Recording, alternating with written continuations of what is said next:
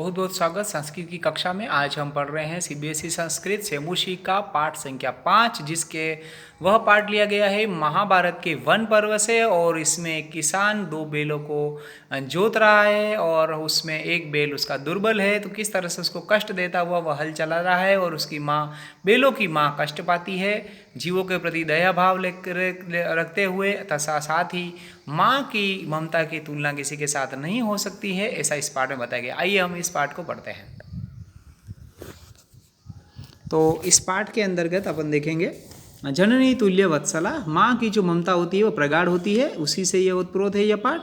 कश्चित कृषकः बलिवर्दाभ्याम क्षेत्रम कर्षणम कुर्वन् आसीत्, कोई किसान बैलों के द्वारा, दो बैलों के द्वारा खेत को जोत रहा था।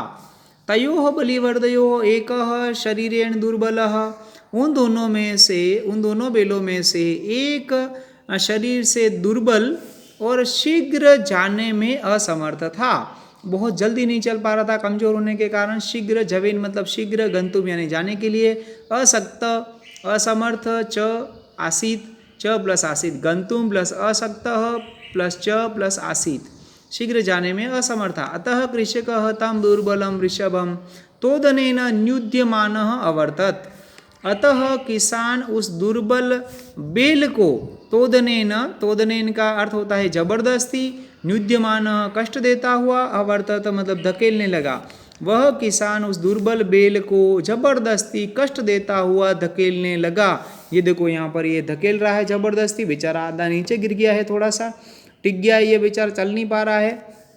तो इस तरह से आप देखें, इसके शब्दार्थ इस तरह मैंने लिखे हुए भी हैं। कश्चित यानी कोई, तोदनेन मतलब तो है जबरदस्ती, न्युद्यमान मतलब कष्ट देता हुआ, अवर्तत मतलब धकेल रहा था, और बलिवर्द वृषभ ऋषभ, तीनों शब्द के अर्थ होते हैं बैल। क्रुद्धः कृषिवल्ल, कृषिवल्ल मतलब किसान, क्रुद्धः गुस्से से उस किसान तम उत्थायितुम, तम प्लस उत्थापयितुम, क्रुद्ध यानी गुस्से वाला किसान उसे उठाने के लिए बहुवारम यत्न अकरोत, बहुत बार कोशिश की, बहुत बार प्रयत्न करता है। यत्न मतलब प्रयत्न, अकरोत मतलब किया। कृषिवल्लह कर्तुपद है, अकरोत उसका क्रियापद है। तथापि फिर भी, वृषः न अतीतः, न प्लस उत्थितः, तो फिर भी वह बैल नहीं उठा। भूमो पतिते स्वपुत्रम दृष्ट्वा, भूमि पर गिरे हुए अपने बेटे को देखकर, सर्वधेनुना मातुः, भूमि पर गिरे हुए अपने बेटे को देखकर सभी धेनुओं की माता, सभी जितनी भी गायें हैं, बैल है, उनकी जो माँ है वो मानी गई है सुरभि, वह स्वर्ग में रहती है, ऐसा एक प्रसंग आया है।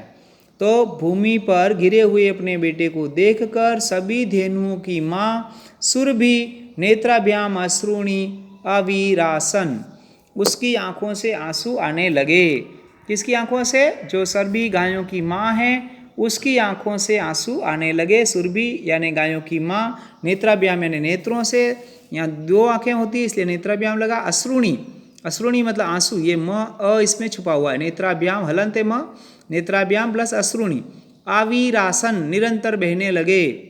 किसके आंसू बहने लगे? उस सुरभि के। सुरभि सभ्यस्त गाय बैलों की माँ है।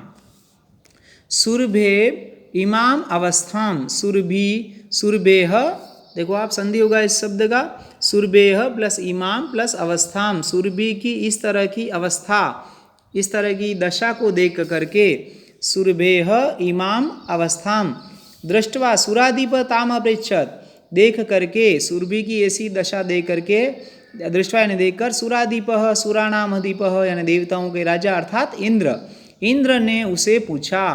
किसको पूछा? सुरभि को पूछा।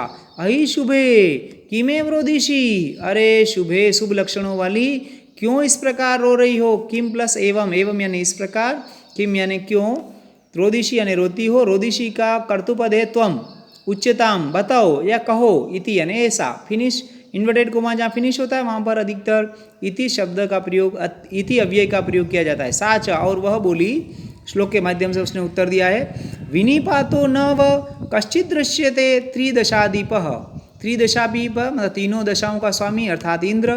कौशिक मतलब भी इंद्र। हे कौशिक, हे कौशिक यानी हे इंद्र, हे कौशिक तीनों दशाओं के स्वामी इंद्र, ये दोनों इसके विशेषण हैं इंद्र के।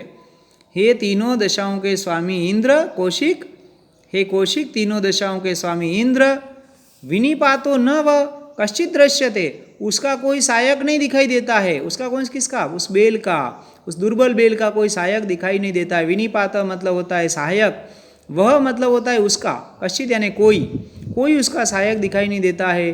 अहम तो पुत्रम शोचामी, मैं तो अपने बेटे का शोक करती हूँ।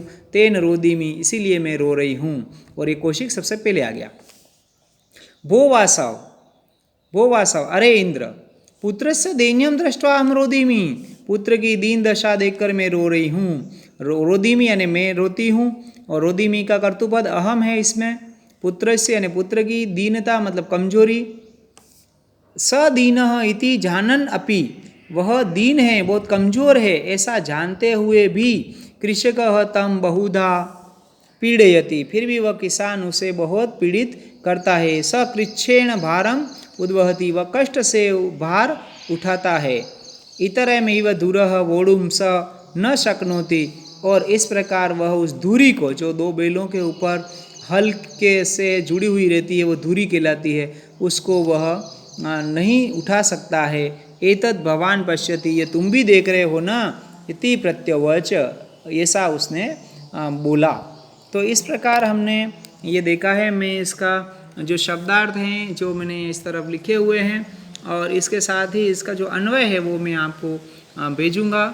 शब्द आए थे अंत में दो इधर, विनिपात मतलब सहायक, वह मतलब उसका कोई सहायक नहीं है।